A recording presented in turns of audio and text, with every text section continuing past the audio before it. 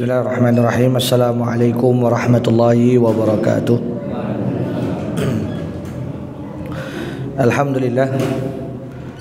Alhamdulillahi rabbil alamin wa bihi nasta'inu ala umuri dunya waddin.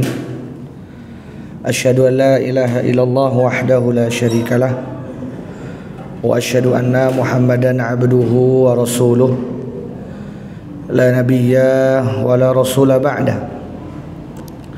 Allahumma la sahla illa ma ja'altahu sahla wa anta taj'alul hazna idza syi'ta sahla.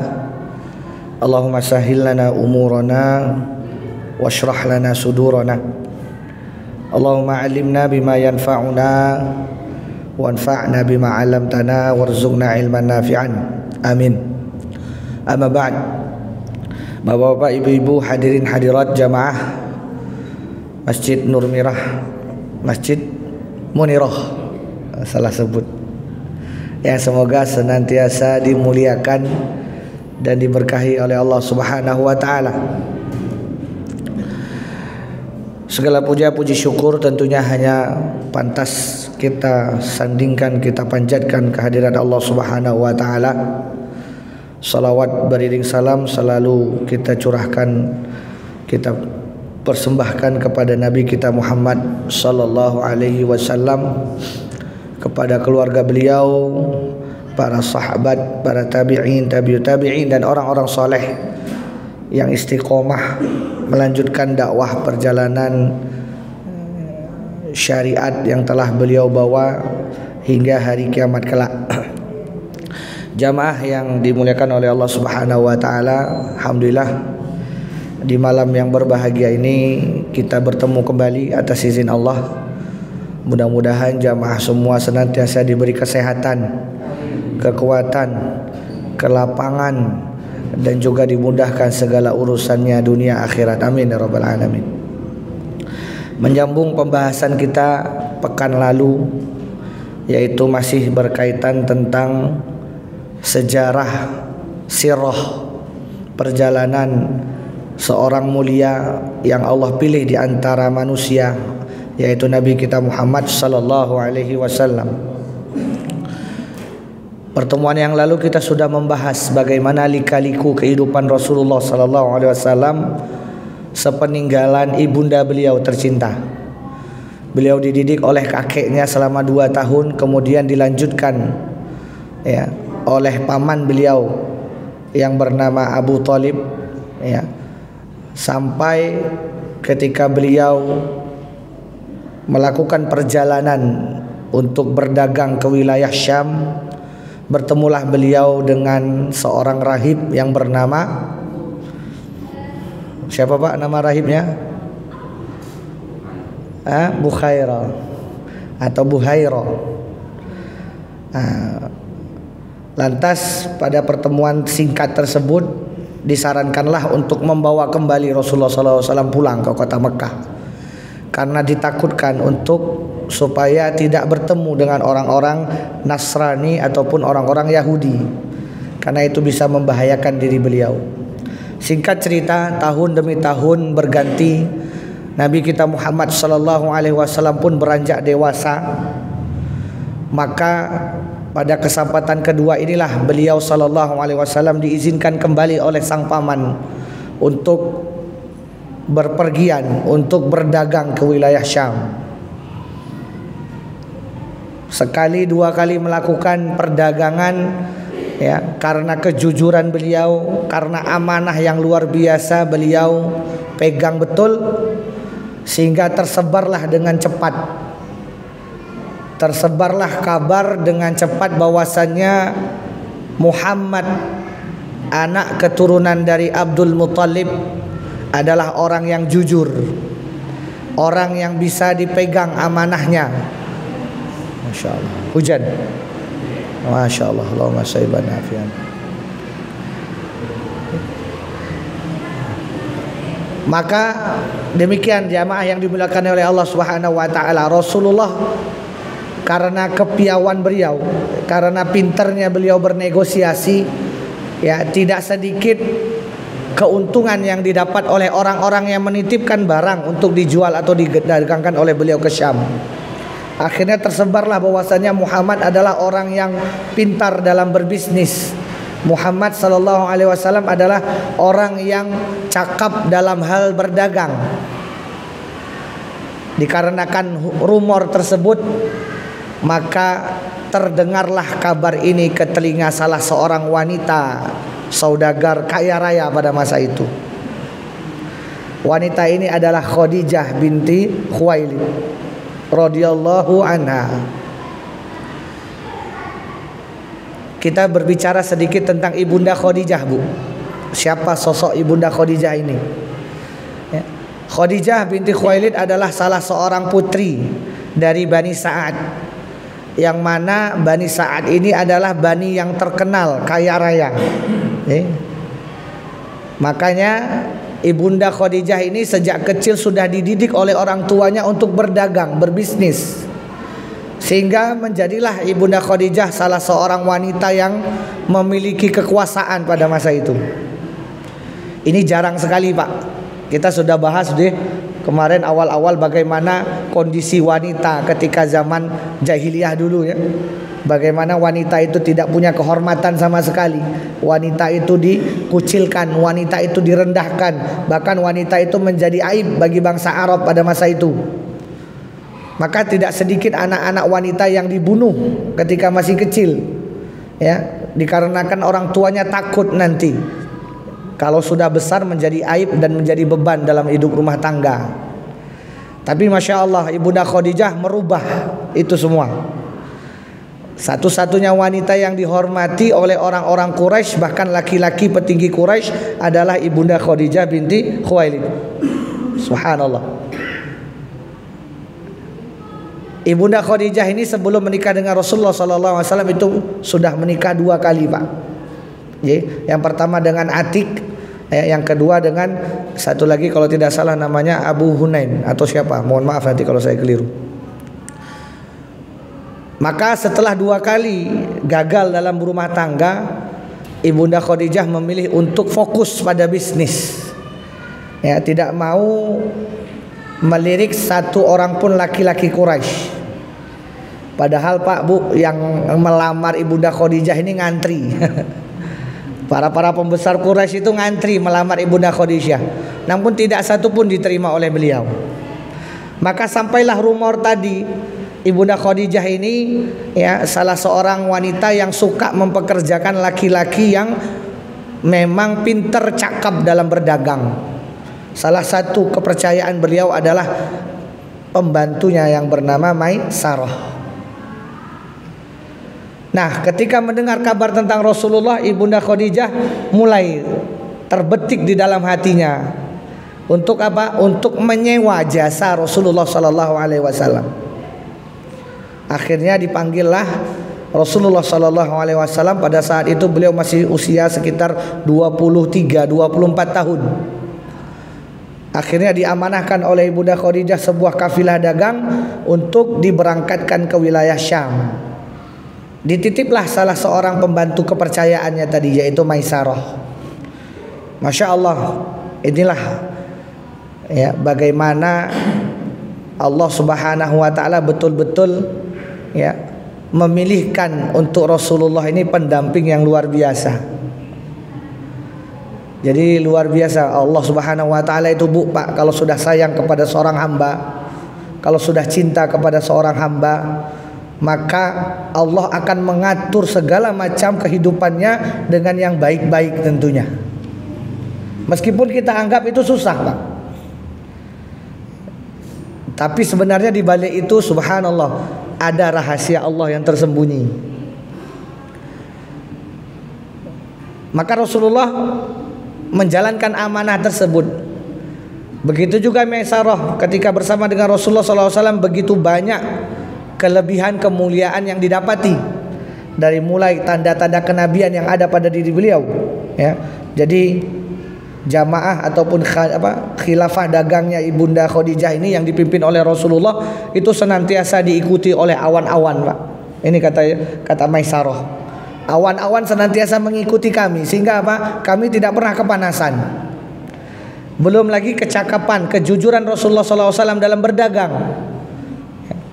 Ini mungkin patut kita tiru, Pak. Cara dagang Rasulullah SAW itu luar biasa uniknya. Cara dagangnya Rasulullah itu, Pak, Bu, Rasulullah menyebut sebuah harga satu barang, ya. Contohlah misalnya beliau berdagang air, misalnya ya, air kemasan ini. Cara dagangnya Rasulullah SAW itu seperti ini, Pak. Ini air harganya sekian, misalnya katakan ini air harganya 1 dinar. Maka kalau Anda ingin memberi lebih, itu rezeki buat saya. Tapi kalau Anda ingin bayar 1 dinar, maka itulah hak saya. Masya Allah. Ini cara jual belinya Rasulullah. Maka ketika ditawarkan kualitas air ini tidak sembarang air, beliau jujur. Misalnya air ini mungkin, ini contohnya, air ini adalah air Zam-Zam. Maka air ini punya keutamaan, kata beliau. Maka kalau Anda ingin bayar lebih, silakan. Apalagi kalau Anda ingin beli partai besar, maka ada harga khusus untuk Anda. Ini cara dagangnya Rasulullah, Pak. Jadi Rasulullah itu tidak ngambil untung banyak. Ya, ketika beliau berdagang harganya sekian. Kalau Anda mau tambah silahkan. Itu rezeki saya. Maka tidak sedikit orang yang melebihkan, ya, dalam membeli, gitu ya. Mau nggak ada kembaliannya, sudah untuk kamu saja. Ya, sisa-sisa 2 dinar, 3 dinar ambil saja. Inilah keuntungan yang didapati oleh Rasulullah SAW. Dan beliau terkenal amanah. Makanya sepulang dari Syam, Maisarah tadi, sang pembantu setia Ibunda Khadijah, bercerita tentang kebaikan-kebaikan Rasulullah. Bagaimana Rasulullah itu caranya berbicara begitu sopan, bagaimana Rasulullah SAW adabnya dalam berjual beli, bagaimana Rasulullah SAW berinteraksi, jujurnya, amanahnya. Masya Allah. Maka jatuh hatilah Ibunda Khadijah. Jatuh hatilah Ibunda Khadijah. Karena sudah sekian lama tidak menikah, Bu, dan memang susah untuk mencari jodoh yang tepat pada masa itu. Akhirnya ada nih salah seorang pemuda yang luar biasa. Ini cocok aku jadikan sebagai suamiku. Dan benar, akhirnya dilamarlah Rasulullah SAW. Yang menjadi wali pada masa itu adalah pamannya Ibunda Khadijah, Amr bin Sa'ad. Beliaulah yang menjadi wali dan melamarkan Rasulullah SAW kepada paman beliau, Abu Talib. Sehingga terjadilah pernikahan antara dua insan ini. Ya, Masya Allah, pada masa itu Rasulullah sudah sukses. Ya, pada masa-masa kecil kita ingat bahwasanya Rasulullah itu sempat mengembala kambing, saking miskinnya aja. Tapi Masya Allah, ketika beliau sudah berkecimpung di dalam bisnis, akhirnya beliau pun memiliki banyak tabungan untuk melamar Ibunda Khadijah. Ya, di dalam sebuah riwayat disebutkan bahwasannya maharnya itu tidak main-main, Pak. Sekitar 100 unta merah. Masya Allah. Unta merah itu, Bu, Pak, unta yang paling mahal, yang paling berkualitas. Ya, kalau sekarang kalau kita cari di Saudi sana, Pak, unta merah itu harganya mungkin sekitar 1,5 M satunya. Maka tidak main-main maharnya untuk Ibunda Khadijah radhiyallahu anha. Sedikit kita berbicara, Bu, tentang derajat kedudukan Ibunda Khadijah di mata Rasulullah SAW dan juga di mata Allah. Yang pertama adalah Rasulullah SAW bersabda, khairun nisa, sebaik-baik wanita pada zamannya adalah Maryam binti Imran, yaitu Maryam anaknya Imran. Dan sebaik-baik wanita pada umatku adalah Khadijah, kata Rasulullah SAW. Khadijah ini, Bu, Khadijah ini adalah satu-satunya orang yang membuat Ibunda Aisyah cemburu. Jadi apa kata Ibunda Aisyah radhiyallahu anha? Ibunda Aisyah berkata bahwasanya satu-satu istri Rasulullah yang buat aku paling cemburu adalah Khadijah, meskipun aku belum bertemu dengannya. Karena pada masa itu ketika Ibunda Khadijah wafat, ya, Ibunda Aisyah masih kecil. Walaupun aku belum ketemu dengan Ibunda Khadijah, aku merasa sangat cemburu. Kenapa demikian? Karena Rasulullah SAW menceritakan kebaikan Ibunda Aisyah terus menerus. Ibunda Khadijah, maaf. Sampai-sampai kalau Rasulullah menyembelih kambing, Pak, Sampai-sampai kalau Rasulullah berkurban, itu Rasulullah pasti amanahkan bagi kepada teman-temannya Khadijah. Maka suatu saat aku mengeluh, kata Ibunda Aisyah, kenapa harus Khadijah ya Rasulullah? Ketika aku berkata demikian, kata Ibunda Aisyah, Rasulullah marah ternyata. Rasulullah marah.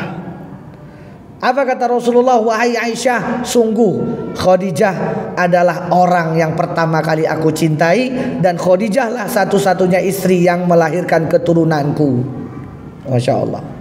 Jadi Bu, Pak, Rasulullah SAW itu punya anak hanya dari Ibunda Khadijah. Sedangkan istri-istri yang lain Rasulullah tidak punya anak, tidak punya keturunan. Ya, jadi Rasulullah SAW itu hanya memiliki keturunan dari Ibunda Khadijah. Makanya begitu spesial Ibunda Khadijah di hati Rasulullah SAW.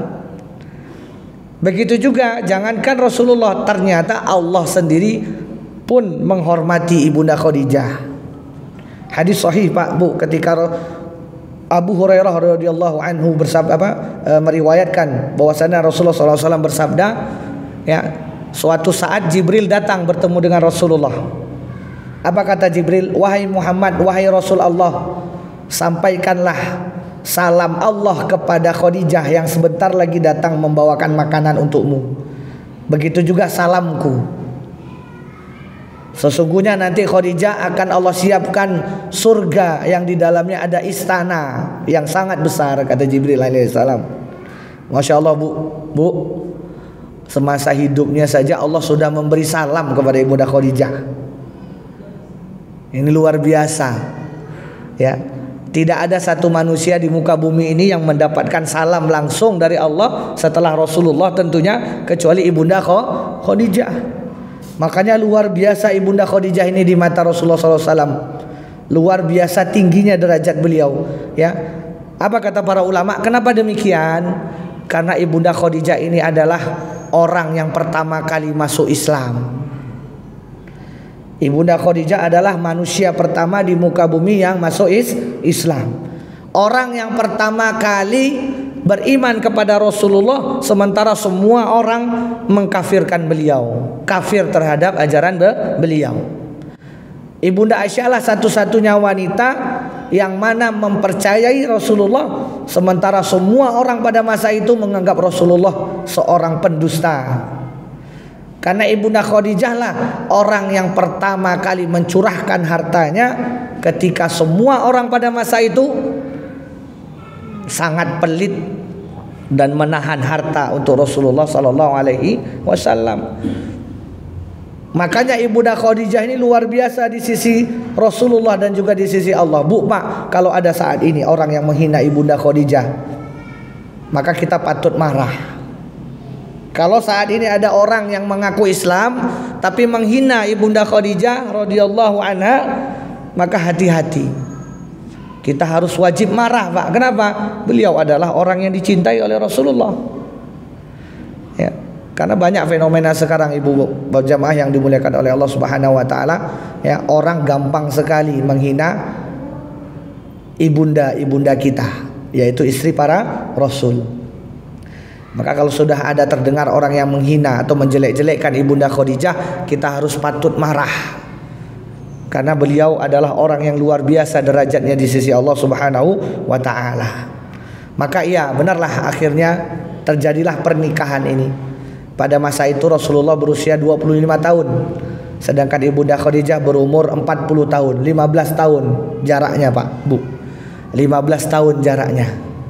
Ya. Akhirnya terjadilah pernikahan yang luar biasa disaksikan oleh seluruh penduduk kota Makkah pada masa itu. Dan Rasulullah belum diutus menjadi nabi. Pada usia 25 tahun Rasulullah belum diutus menjadi seorang rasul. Sehingga apa? Paman-pamannya masih baik dengan beliau.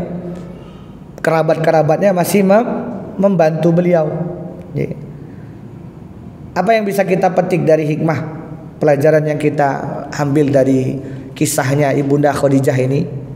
Yang pertama jelas, kalau kita ingin mengetahui watak seseorang, Pak, kalau kita ingin mengetahui watak seseorang, Bu, maka bawalah dia jalan-jalan. Kalau kita ingin tahu sifat seseorang, kita pengen tahu nih sifat sahabat kita siapa. Kita pengen tahu nih Ridwan ini seperti apa orangnya gitu ya. Maka ajak Ridwan ini jalan-jalan gitu ya. Ayo Mas Adi, kapan ke Boyolali Mas? Jadi kalau ingin kita mengetahui sifat seseorang, jamaah sekalian, ajaklah jalan-jalan. Karena dengan safar inilah Allah akan bukakan siapa orang itu sesungguhnya. Apa kata Rasulullah SAW? As-safaru qit'atun minal azab. Safar itu, berpergian itu adalah sebagian dari bentuk azab Allah. Kenapa demikian? Karena di dalam safar itulah nanti akan ada kesulitan-kesulitan. Di dalam safar itu nanti akan ada kesusahan-kesusahan. Di dalam safar itu nanti akan ada sesuatu yang memberatkan kita. Maka disitulah seseorang akan diuji. Kalau kita ingin tahu sifat teman kita yang selama ini mungkin kita pikir baik, coba ajak sesekali jalan-jalan, maka akan kelihatan watak aslinya. Coba sesekali ajak naik gunung misalnya, ya. Karena seperti itulah apa kata Ibnu Qudamah, ya. Apa kata Ibnu Qudamah rahimahullah, ya. Ibnu Qudamah Al-Maqdisi berkata bahwasannya seseorang yang safar, di dalam safarnya itu dia menunjukkan akhlak yang mulia, bisa dipastikan ketika dalam kondisi tidak safar dia adalah orang yang baik. Begitu pula sebaliknya, ketika orang dalam keadaan tidak safar baik, namun ketika safar dia menunjukkan sifat yang tidak baik, maka bisa dipastikan orang tersebut tidak baik. Maka kalau kita bertemu orang yang baik tatkala safar dan juga tatkala tidak safar, peganglah betul-betul, karena dia adalah sahabat yang akan menggiring kita ke surganya Allah Subhanahu wa ta'ala. Jadi Pak, Bu, Bapak-bapak, kalau pengen tahu teman-teman sejawatnya Pak, ajak goes Pak. Ajak goes naik sepeda bareng-bareng gitu sih. Yuk kita naik sepeda misalnya dari Solo ke Boyolali. Nanti akan semuanya keluar itu perangai manusia. Ada yang mungkin berat, suka ngomel, akan mengeluhlah dia nanti di jalan. Ada yang mungkin suka meninggalkan temannya, egois, akan kelihatan di situ nanti. Ya, yang lain pada capek istirahat, dia pengen menang sendiri di depan naik sepeda nanti. Pengen cepat sampai. Ini akan kelihatan watak-watak manusia kalau lagi safar. Maka Bu, Pak, kalau yang pengen milih mantu, ada laki-laki datang ke rumah kita, Pak, saya pengen melamar anak Bapak. Yuk kita jalan-jalan Mas, ajak jalan-jalan. Lihat dia ketika jalan-jalan itu seperti apa. Ajak ke Tawangmangu. Lihat ketika waktu sholat itu dia langsung ke masjid atau masih bersama kita duduk. Ya, ajak keliling-keliling. Agar apa? Agar terungkap semua apa dia itu baik atau tidak. Karena apa kata Syekh Muhammad bin Shalih Al-Utsaimin berkata, ya, safar itu bahasa Arab Pak, berasal dari kata safron, diambil dari kalimat isfar. Maknanya apa? Isfar itu adalah menguak, terungkap, jelas, nyata. Maka safar itu fungsinya salah satunya adalah apa? Menguak jati diri seseorang. Jadi kalau ingin tahu anak yang ngelamar kita itu nanti dia tuh baik atau tidak, coba langsung ajak jalan-jalan. Wah, enak itu Pak, ya. Jadi ada datang orang, Pak, saya pengen melamar anak Bapak. Oh gitu Mas. Oh yaudah, Mas sekarang kosong nggak? Iya Pak, saya kosong. Yuk ikut saya ke Tawangmangu. Ngapain Pak? Wis ikut Pak. Ajak jalan Pak, ajak jalan Bu. Tapi jangan naik mobil. Naik mobil kepenaan dia nanti Pak, turu naik mobil. Ya, ajak naik motor. Kalau naik mobil kan nyaman ya Pak, enak, nggak akan kelihatan. Ajak naik motor. Motornya jangan diisi bensin Pak, sengaja dikit saja bensinnya. Ben tengah jalan mogok. Itulah kita uji dia. Nanti ketika mogok itu ngomel nggak dia? Ketika mogok tuh ngeluarin uang nggak dia untuk ngisi bensin kita? Atau ketika mogok dia ninggalin kita nanti? Dia telepon Grab atau Gojek segala macam, dia pergi pulang. Itu nggak baik orang seperti itu. Coba, ini salah satu terapi, salah satu treatment ya, salah satu cara kita ingin mengetahui calon menantu kita ini baik atau tidak. Ajak jalan. Itu sudah terbukti, Pak. Sudah terbukti. Ya, saya ketika ngelamar istri dulu, Pak, diajak jalan sama mertua saya. Diajak jalan sama mertua. Alhamdulillah ketika diajak jalan saya ada uang, Pak. Jadi ketika makan traktir itu saya yang bayarin. Kalau enggak malu juga kalau enggak bawa uang gitu kan. Masa dibayarin calon mertua gitu. Diajak jalan saya. Ayo Mas Ridwan kita jalan. Jadi kalau memang apa istilahnya pengen tahu ya jati diri seseorang, ajak jalan-jalan. Itu yang pertama. Sebagaimana Maisarah tadi. Ya. Sebagaimana Maisarah tadi dititip oleh Bunda Khadijah untuk apa? Untuk melihat sifat Rasulullah. Bagaimana si Muhammad itu? Bagaimana si Muhammad itu karakternya seperti apa? Itu yang pertama, Pak. Yang kedua, apa yang harus kita ambil pelajaran? Yang kedua adalah ini sunnah sebenarnya, Pak. Tapi dalam adat Indonesia ini tabu. Apa itu? Bolehnya kita melamarkan anak perempuan. Maksudnya apa? Kita anak perempuan yang melamar anak laki-laki itu boleh, Pak, dalam Islam. Perempuan yang melamar laki-laki itu sah dalam Islam. Maka kalau anak kita ingin selamat yang perempuan, Bu, cari anak-anak yang soleh, langsung lamarkan kepada orang tuanya. Jangan nunggu orang datang ke rumah. Karena terlalu menunggu kasihan, anak jadi korban nanti, Pak, Bu. Menunggu setahun, 2 tahun, 5 tahun, 10 tahun tidak ada yang datang-datang. Kasihan anak kita. Ketika anak kita perempuan terutama, ketika anak kita betul-betul sudah siap menikah, langsung coba lirik.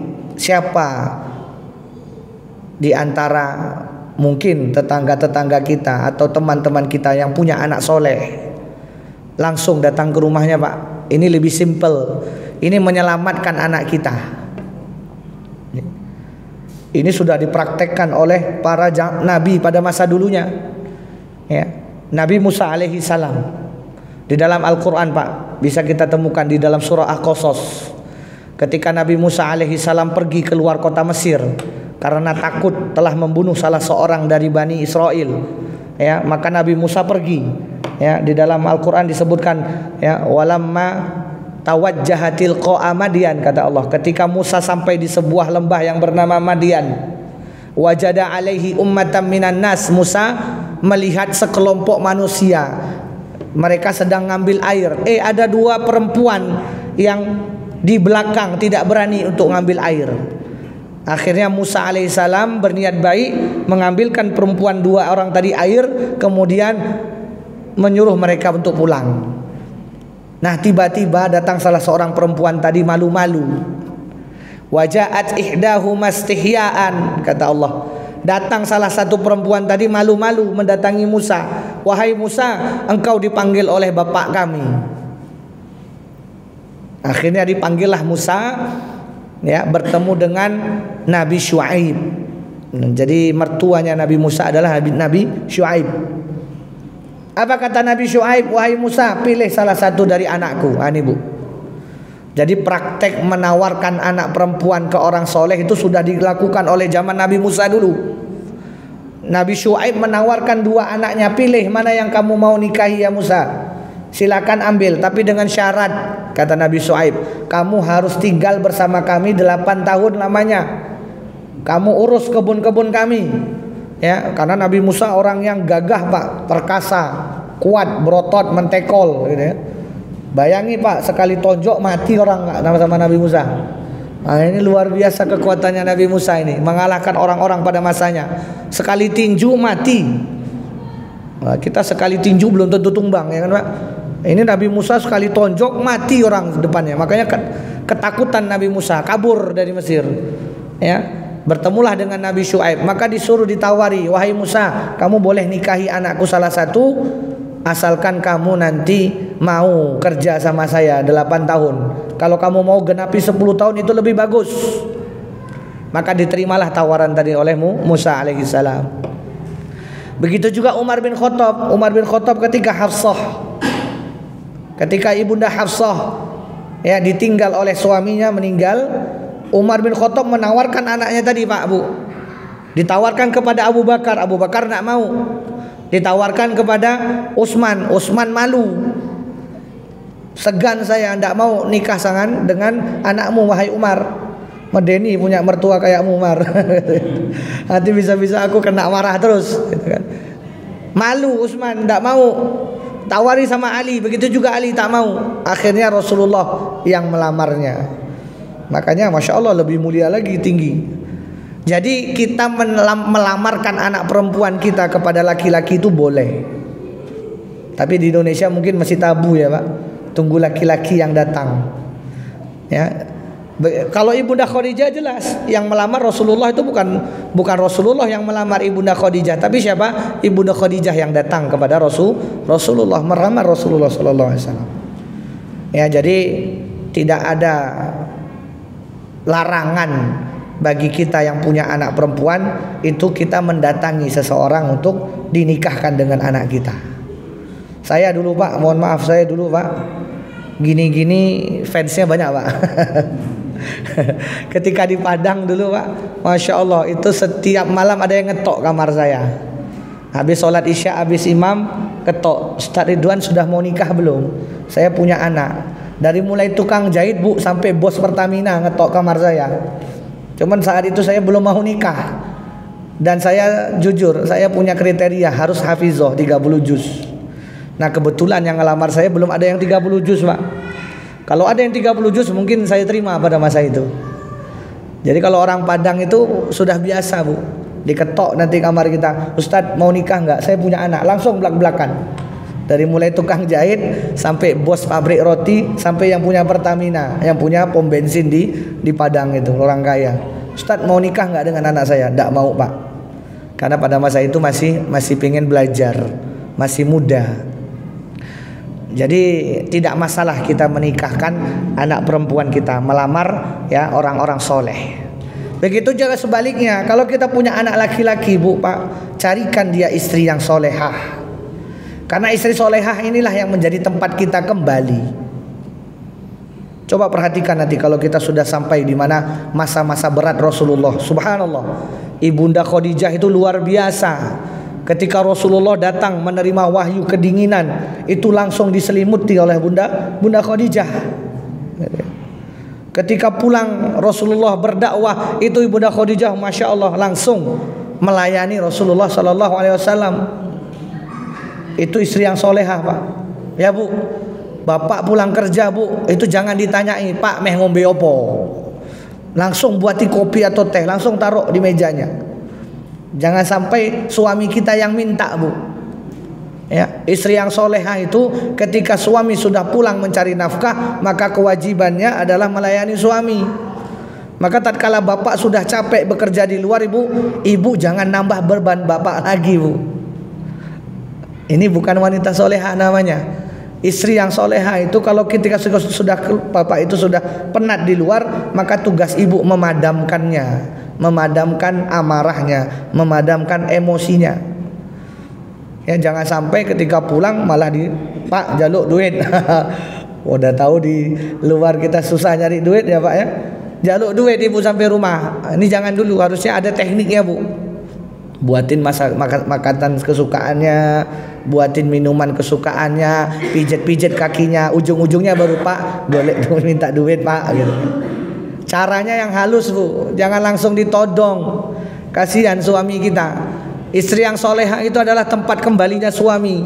Jadi kalau suami itu sudah letih mencari nafkah di luar, maka istri solehahlah sebagai pelipur laranya. Ibunda Khadijah itu nanti kita akan bahas bagaimana, Masya Allah, luar biasanya sifat Ibunda Khadijah ketika ya bersama dengan Rasulullah Sallallahu Alaihi Wasallam. Inilah sedikit cerita kita berkenaan tentang Ibunda Khadijah radhiyallahu anha. Jadi mudah-mudahan ya bisa kita ambil hikmahnya tadi.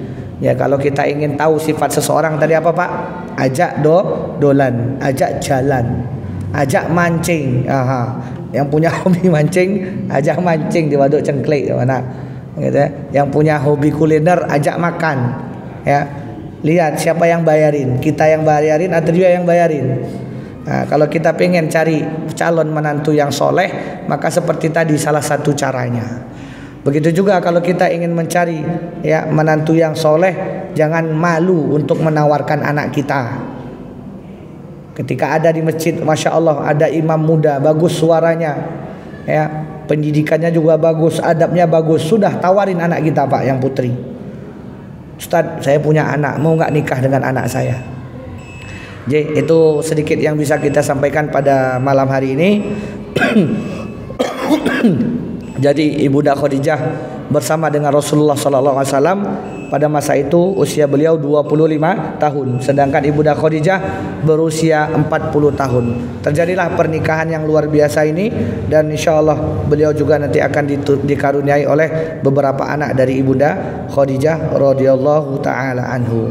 Sebelum kita tutup, Bapak Ibu yang dimuliakan oleh Allah Subhanahu wa taala, ada sedikit yang perlu saya sampaikan ini sebagai nasihat bagi kita bersama, sebagai pengingat bagi kita bersama, sebagai reminder bagi kita bersama, ya, bahwasannya ya, Syekh Abdul Aziz Muhammad bin Salman dalam buku beliau menulis sebuah riwayat. Buku beliau berjudul Irsyadul Ibad Listiqdadi Liyaumil Ma'ad. Di dalam buku tersebut beliau menyebutkan sebuah riwayat, Bapak-bapak, Ibu-ibu yang dimuliakan oleh Allah. Riwayat bahwasannya Nabi Yakub alaihi salam. Nabi Yakub alaihi salam suatu ketika bertemu dengan malaikat maut, Bapak Ibu-ibu yang dimuliakan oleh Allah. Apa kata Nabi Yakub? Wahai malaikat maut, tolong nanti ketika engkau hendak mencabut nyawaku, wahai malaikat maut, tolong utus utusan kepadaku atau kasih kabar kepadaku. Kalau engkau hendak mencabut nyawaku, wahai malaikat maut, kata Nabi Yakub, tolong kabari aku.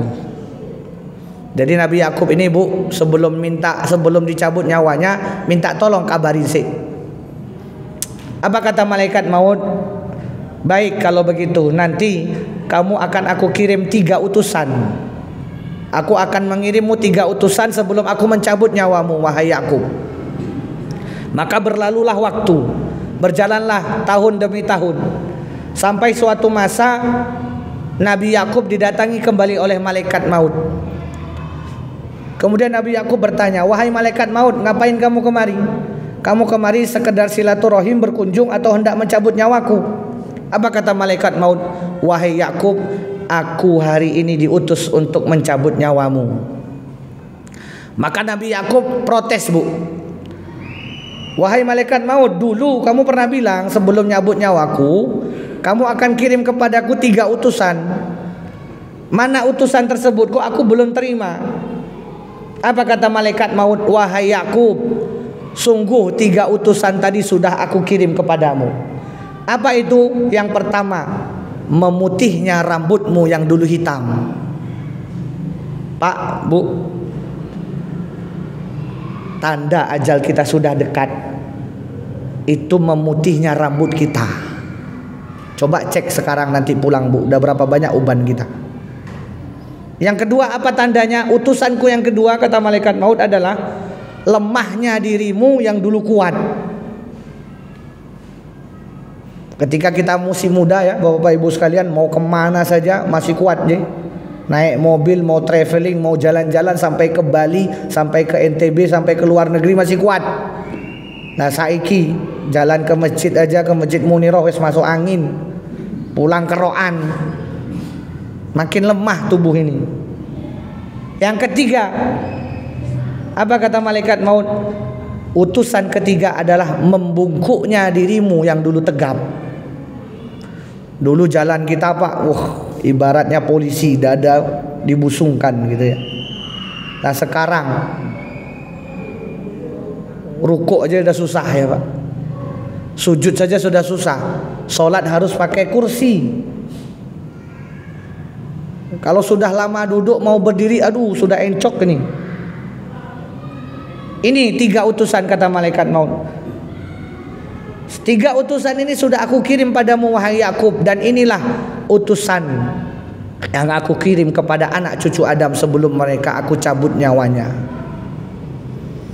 Meskipun memang ada juga yang wafat dalam keadaan usia masih muda aja. Tapi secara umum, secara global, mesti orang yang sudah berusia lanjutlah itu tanda matinya sudah dekat. Maka jamaah yang dimuliakan oleh Allah Subhanahu wa taala, ingat baik-baik. Rambut kita sudah banyak mutih ya Pak. Badan kita sudah tak sekuat dulu. Ya. Jalan kita pun sudah setegap dulu. Hati-hati, bisa jadi waktu kita sudah dekat. Perbanyaklah istighfar Pak. Bu, perbanyak taubat Bu. Atas dosa-dosa yang telah kita lakukan dulu, mumpung masih sempat. Apa kata seorang penyair? Fabadir mataban qabla yughlaqu babuhu. Bersegeralah bertobat sebelum pintunya ditutup. Kapan pintu tobat itu ditutup? Ya. Wa tutwa 'alal a'mali suhfu tazawudi. Pintu tobat itu ditutup ketika catatan amal kita sudah dilipat, ditutup, alias sudah mati. Ya. Masya Allah. Wa mithlu wurudil qabri mahma ra'aitahu, kata seorang penyair. Cukuplah kematian orang yang dimasukkan ke liang kubur itu sebagaimana engkau perhatikan, itu adalah nasihat untukmu. Li nafsika nafa'an, ya, faqaddimhu tas'adi. Jadikanlah orang yang dimasukkan ke dalam kubur itu nasihat bagi dirimu agar bermanfaat dan juga engkau selamat, kata para penyair. Maka jadikanlah kematian itu sebagai nasihat. Ya, ibu-ibu, bapak-bapak, mohon maaf, saya tidak menyinggung yang punya uban banyak.